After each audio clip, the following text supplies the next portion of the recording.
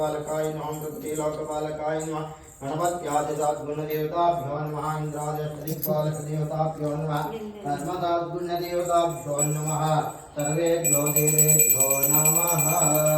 नमस्कृत्यं विशाम्बरं रुद्रं लोकं सुगन्धिं च मनोहरं कपिलाकृतसंयुक्तं लोकायं रतिग्रश्रदा वनस्पतिर्भवे नित्यो गन्धाद्यो गन्धपुत्तमः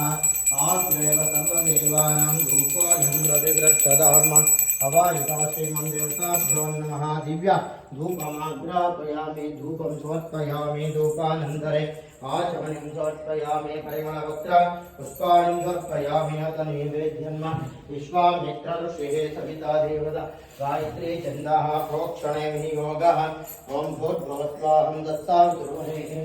ॐ प्राणाय स्वाहा अपानाय स्वाहा व्यानाय स्वाहा उदानाय स्वाहा समानाय स्वाहा जदात्माय ब्रह्मणे स्वाहा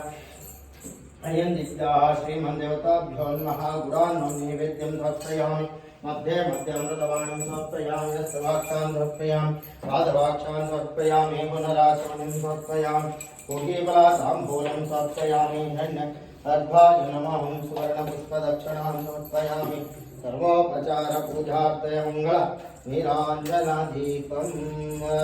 ॐ महावायिता श्रीमन्देवताभ्यो नमः